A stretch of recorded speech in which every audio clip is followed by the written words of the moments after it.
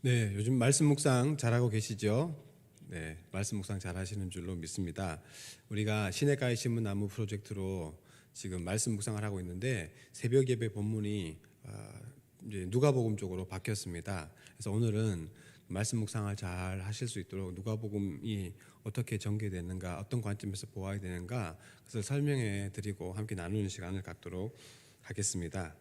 누가복음은 통상 마태복음, 마가복음 그리고 요 누가복음 합하여서 공관복음이다라고 이야기를 합니다.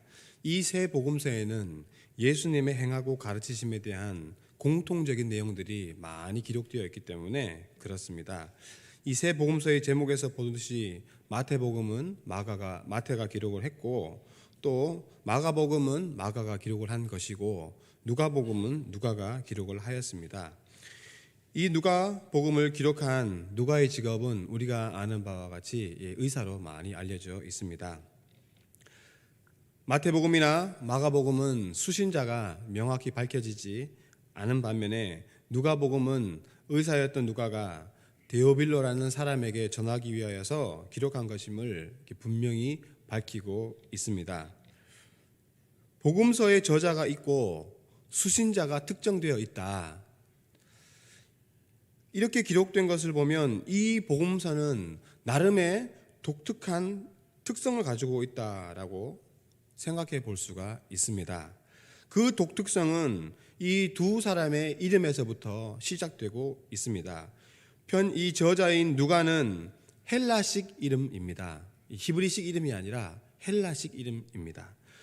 또 이 헬라식 이름을 통해서 이 사람이 이방 상회에서 통용되고 이방 세계에 속하였던 그런 활동을 하는 인물이었다라는 것을 우리는 알 수가 있습니다. 또 데오빌로라는 이름 역시 유대 히브리 민족에 속한 이름이라기보다는 로마 제국에서 통용되는 이름. 그래서 실제로 그는 로마의 관리로서 로마 세계에 속해 있던 사람이다라고 이야기를 합니다. 그래서 이 복음서는 마태복음, 마가복음과는 좀 다르게 이방 세계를 향한 복음이다라는 독특성을 가지고 있습니다.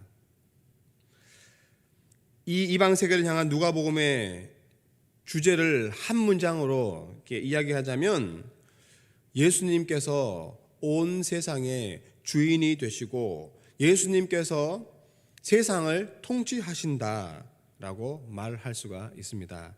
누가복음의 누가가 데오빌로에게 이렇게 이야기하는 것입니다. 온 세상의 주이신 예수님께서 세상 나라가 아닌 하나님 나라를 세우시고 그리고 하나님 나라의 통치권을 가지고 다스리신다라는 것을 전하고 있는 것입니다. 지금 여기서 듣고 있는 우리 성도님들은 예수님이 주인이시다, 또 그분이 온 세상을 다스리신다, 별 감흥이 없지만 그러나 이 서신을 받고 있던 데오빌로에게는 다른 의미를 가지고 있습니다. 온 세상의 주인은 유대 땅에 살고 있던 청년 예수다? 이것은 그에게 있어서는 말도 안 되는 소리라는 것입니다. 누가가 이 복음서를 기록할 당시에 로마가 제국을 이루고 온 세상을 통치하고 있었습니다. 로마의 황제가 하나님의 아들이고 로마의 황제가 신인 시대를 살아가고 있었습니다. 그런데 그 사회 속에서 공직자였던 데오빌로에게 유대 땅에서 십자가에서 못 박혀 죽은 한 예수라는 청년이 하나님의 아들이고 온 세상의 주인이다라고 이야기하는 것은 제정신이 아닌 걸로 밖에 들리지 않는다라는 것입니다. 실제로 바울 사도가 아그리빠 왕 앞에서 자신을 변호할 때 그 옆에 있던 베스도가 바울이 만난 예수님과 또 예수님이 주인이 되신다는 것, 온 세상의 창조자가 되신다는 것, 그래서 바울이 그 복음을 전하고 있다는 것을 이야기했을 때 베스도의 반응을 기억하십니까? 사도행전 26장 24절 이렇게 기록하고 있습니다. 바울이 이같이 변명하매 베스도가 크게 소리내어 이르되 바울아 내가 미쳤도다. 내 많은 학문이 너를 미치게 한다. 라고 이야기를 했다라는 것입니다. 바울 사도가 예수님께서 십자가에서 죽으시고 부활하시어서 하나님의 아들로 인정되시고 이제 그가 그의 통치를 이루신다라고 선포하자 당시의 로마 관리였던 베수도가 바울을 미쳤다고 얘기했다는 겁니다. 여러분, 십자가에서 죽으신 예수님께서 온 세상의 구주가 되신다라는 것을 선포하는 것, 그 당시에는 제정신이 아닌 사람이 하는 일이라는 겁니다. 베수도의 눈에는 세상은 여전히 로마 제국의 통치 아래에 있었고 그 제국 안에서 로마의 황제가 하나님의 아들이고 신인데 그가 주인인데 도대체 무슨 말 하는지를 모르겠다라는 것입니다. 그렇다면은 누가복음의 이 편지를 받고 있던 로마의 관리였던 데오빌로에게 예수님 사건은 어떻게 여겨졌을까요? 베수도와 혹은 다른 로마의 관리들과 별반 다를 바 없었을 것입니다.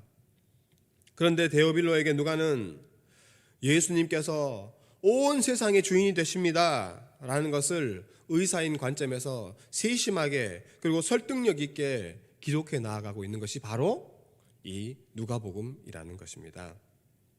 그래서 누가복음을 크게 네 부분 나누면 1장부터 2장 52절까지를 예수님의 탄생 어린 시절까지 이야기, 그리고 3장 1절부터 4장 13절까지를 세례 요한과 예수님의 세례에 관한 이야기, 그리고 4장 14절부터 9장 50절까지는 예수님의 갈릴리 사역에 관한 이야기, 그리고 9장 51절부터 19장 27절까지 예루살렘으로 향한 여정, 마지막으로 19장 28절부터 24장 53절까지 예루살렘 입성과 예수님의 십자가 사건 그리고 부활과 승천에 관한 기사들을 다루고 있습니다. 그런데 여러분, 누가복음에서 로마 제국을 살아가는 이 데오빌로에게 이 편지를 쓸 때 그에게 예수님이 온 세상의 주인이시다, 이것을 설득시키고 그리고 감정적인 변화를 일으키기 위하여서 이 누가가 독특한 표현법을 사용하는 것을 이제 볼 수가 있습니다. 데오빌로라는 경건한 이방인 그리고 이방인 그리스도를 향한 이 메시지 속에 독특한 점이 있습니다. 누가복음 4장 38절과 39절 이 시몬의 장모를 고치는 사건이 있는데 그 본문을 한번 같이 보도록 하겠습니다. 함께 읽도록 하겠습니다. 같이 읽습니다. 시작. 예수께서 일어나 회당에서 나가사 시몬의 집에 들어가시니 시몬의 장모가 중한 열병을 앓고 있는지라 사람들이 그를 위하여 예수께 구하니 예수께서 39절까지요. 예수께서 가까이 서서 열병을 꾸짖으신데 병이 떠나고 여자가 곧 일어나 그들에게 수종되니라. 이 본문에서 39절에 예수님께서 서서 열병을 꾸짖으신다라는 이 표현을 잘 기억하시기 바랍니다. 이 본문은 마태복음과 마가복음에도 동일하게 기록되어 있습니다. 그런데 마태복음과 마가복음에서는 다르게 표현되는 것을 우리는 볼 수가 있습니다. 마태복음 8장 14절 15절에는 이렇게 기록하고 있습니다. 제가 읽도록 하겠습니다. 예수께서 베드로의 집에 들어가사 그의 장모가 열병으로 앓아 누운 것을 보시고 그의 손을 만지시니 열병이 떠나가고 여인이 일어나서 예수께 수종들더라. 그리고 마가복음 11장 30절 31절 말씀입니다. 또 제가 읽어드리겠습니다. 시몬의 장모가 열병으로 누워 있는지라 사람들이 곧 그 여자에 대하여 예수께 여짜온데 나아가사 그 손을 잡아 일으키시니 열병이 떠나고 여자가 그들에게 수종드니라. 여러분, 이 누가복음과 마태복음, 마가복음에서의 차이점을 발견하실 수 있습니까? 누가복음에서는 독특하게 예수님께서 열병을 꾸짖으신다 라는 표현을 사용하고 있다는 것입니다. 열병을 꾸짖으신다. 꾸짖는 건 누가 하는 겁니까? 권위 있는 사람이 권위 없는 자에게, 능력 있는 자가 능력 없는 자에게, 주인이 종에게. 예수님께서 이 병을 고치시는 건데, 여러분, 누가가 의사입니다. 그런데 그 의사가 병을 고치는데 꾸짖으라 고친다라고 이야기하고 있다는 겁니다. 마태나 마가가 오히려 병을 꾸짖었다라고 이야기하면은 납득이 쉬울 텐데, 당대에 그래도 지신이고 의사였던 누가가 표현하는데 열병을 꾸짖으신다. 이건 입장이 뒤바뀐 것입니다. 근데 왜 누가가 이런 표현을 썼을까요? 예수님께서 주권자로서, 주인으로서 병도 치유할 수 있다라는 걸 보여주기 위해서 의도적으로 사용하고 있는 표현이라는 겁니다. 또 누가는 이렇게 예수님께서 주인이 되신다는 표현을 교묘하게 사용하고 있는 것을 우리는 볼 수가 있습니다. 맹인을 고치시는 사건이 누가복음과 마태복음, 마가복음이 동일하게 기록되어 있는데, 그것도 살펴보겠습니다. 누가복음 18장 39절부터 40절까지 말씀입니다. 우리 함께 읽도록 하겠습니다. 함께 읽습니다. 시작. 앞서가는 자들이 그를 꾸짖어 잠잠하라 하되 그가 더욱 크게 소리질러 다윗의 자손이여 나를 불쌍히 여기소서 하는지라. 예수께서 머물러 서서 명하여 데려오라 하셨더니 그가 가까이 오매 물어 이르되. 이 본문에서는 여러분 40절에 예수께서 머물러 서서 명하여 데려오라 라는 표현을 주목하시기 바랍니다. 병행 구절인 마태복음과 마가복음을 제가 읽어드리도록 하겠습니다. 마태복음 20장 31절과 32절 말씀입니다. 무리가 꾸짖어 잠잠하라 하되 더욱 소리질러 이르되 주여 우리를 불쌍히 여기소서 다윗의 자손이여 하는지라. 예수께서 머물러 서서 그들을 불러 이르시되 너희에게 무엇을 하여 주기를 원하느냐. 그리고 마가복음 10장 48절과 49절입니다. 이것도 제가 읽어드리겠습니다. 많은 사람이 꾸짖어 잠잠하라 하되 그가 더욱 크게 소리질러 이르되 다윗의 자손이여 나를 불쌍히 여기소서 하는지라. 예수께서 머물러 서서 그를 부르라 하시니 그들이 그 맹인을 부르며 이르되 안심하고 일어나라 그가 너를 부르신다 하며. 이 본문에서도 차이가 느껴지십니까? 마태복음과 마가복음에서는 예수께서 머물러 서서 그들을 부르셨다, 그리고 서서 그를 부르라 하셨다, 이렇게 완곡하게 표현을 하고 있습니다. 근데 누가복음에서는 예수께서 머물러 서서 명하여 데려오라.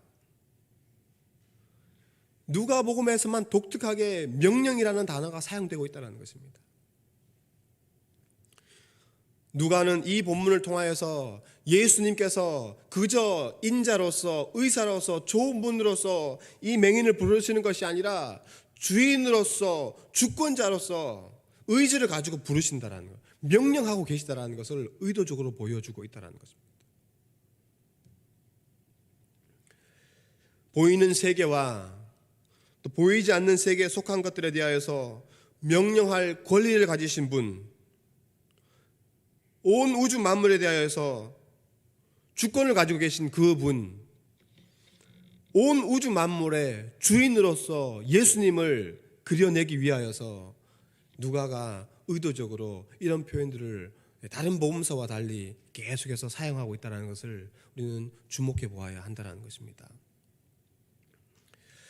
로마 관리였던 데오빌로는 자신의 주인이자 로마 제국의 주권자였던 로마 황제의 명령의 위력을 잘 알고 있습니다. 그래서 주인이 가지고 있는 이미지, 의미를 잘 알고 있는 사람입니다. 그러니 누가는 예수님께서 온 우주 만물의 주권자로서, 주인으로서 이 이방 세계에서 병도 명령하시고 그리고 사람들에게도 명령하신다. 그러니 당신도 예수께서 이 온 이방 세계, 온 우주 만물의 주권자가 되시고 그분의 명령의 위력이 어떤지를 눈으로 보고 확인하라 라는 메시지를 던져주고 있는 것입니다. 오늘의 본문에서 이제 그런 관점에서 오늘의 본문을 이제 묵상하는 시간을 한번 갖도록 하겠습니다. 오늘 본문에서 우리가 이 말씀을 주인 되신 예수님의 관점으로 바라보는 것입니다. 주인 되신 예수님께서 말씀하시는 것이 3절 말씀입니다.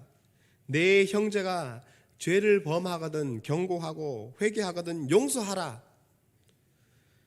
여러분, 용서하라는 것은 권고의 말씀입니까? 명령의 말씀입니까? 명령의 말씀이라는 것입니다. 용서하라는 말씀은 주인 되신 예수님의 명령입니다. 그래서 여러분 이 본문에서 독특하게 연자맷돌이 여기에 같이 붙어서 나오는 것입니다. 연자맷돌이 다른 복음서에서는 각각 따로 흩어져 있습니다. 그런데 이 누가복음에서만 연자맷돌의 이 표현과 비유와 그리고 범죄하거든 용서라는 표현이 동시에 기록되어 있다는 것입니다. 로마 제국에서 주인의 명령을 따르지 않으면 그에 합당한 대가를 치르게 되어 있습니다. 그에 합당한 징벌을 받게 되어 있다는 것입니다. 그것이 로마 제국을 살아가는 이방 세계의 사람들의 법칙입니다. 왜 여기다 연자맷돌 이야기를 기록했느냐? 주인이신 하나님께서 명령하신 용서의 명령을 따르지 않으면 당신은 연자맷돌을 목에 걸고 빠져야 되는 그런 형벌을 받게 될 것입니다 라는 것을 꽤 은연중에 표현하고 있는 것입니다. 그냥 이 유대세계에 살고 있었다면 이런 표현을 여기다 붙일 필요가 없는 것입니다. 근데 로마 제국을 살아가고 있던 로마 제국의 관리였던 데오빌로는 주인의 명령에 복종하지 않으면, 순종하지 않으면 그에 합당한 처벌이 따른다는 걸 알고 있기 때문에 누가는 여기서 정확하게 주님의 명령이, 이 용서라는 명령이 가지고 있는 위력 그리고 그에 합당한 처벌까지도 명확하게 지시해서 보여주고 있다는 겁니다.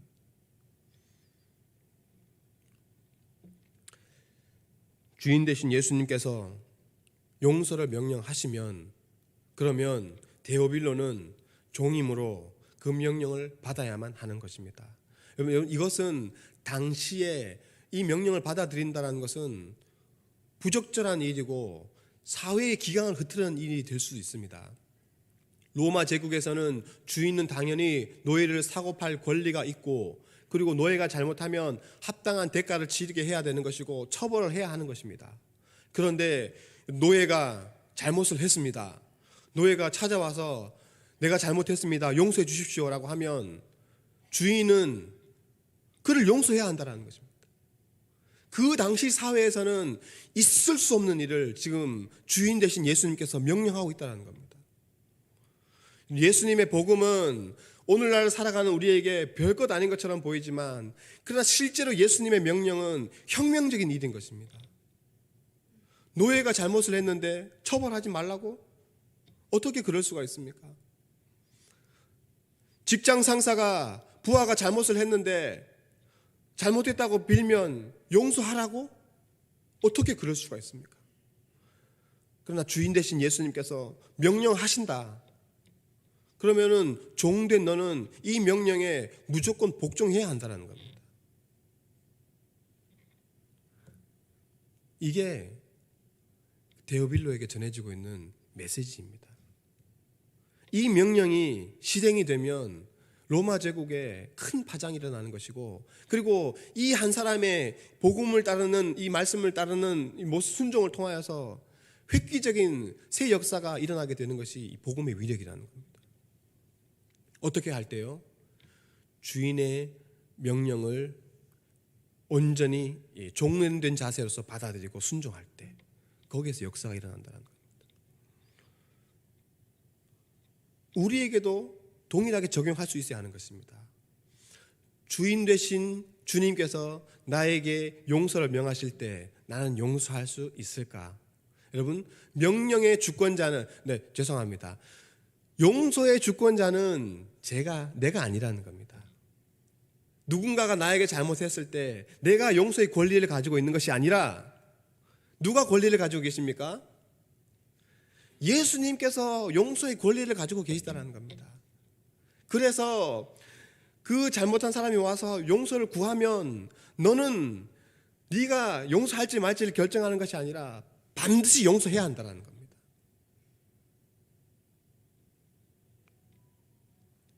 로마 제국의 관리였던 이 데오빌로는 그걸 아는 거죠. 용서하지 않으면 내가 처벌당한다는 거 안다는 겁니다. 마찬가지로 이 복음서를 읽으면서 묵상을 할 때 내가 하나님의 명령을 따라서 다른 사람을 용서하지 않으면 하나님께서 나를 위하여서 연자맷돌을 준비하고 계시다라는 것을 이 말씀을 통해서 볼 수 있어야 한다는 겁니다. 이것이 묵상입니다. 묵상. 그리고 나서 해야 할 말이 무엇이냐? 우리가 뒤에서 본 것처럼 명령받은 것을 다 행한 후에는 스스로를 뭐라고 여기라고요? 나는 무익한 종입니다. 무익한 종입니다. 예수님께서 나에게 용서하라고 명하셨으니 내가 용서를 베풉니다. 내가 긍휼과 사랑으로서 베푸는 것이 아니라 주님께서 명령하셨으므로 나는 주님의 명령에 순종하였을 뿐입니다. 나는 그저 심부름을 했을 뿐입니다. 그렇게 말을 할 수 있어야 한다는 것입니다. 그래서 나의 의와 나의 공로를 드러내는 것이 아니라 하나님의 의와 하나님의 인자하심과 하나님의 자비하심을 나타내는 것, 이게 종의 해야 할 일이라는 것입니다.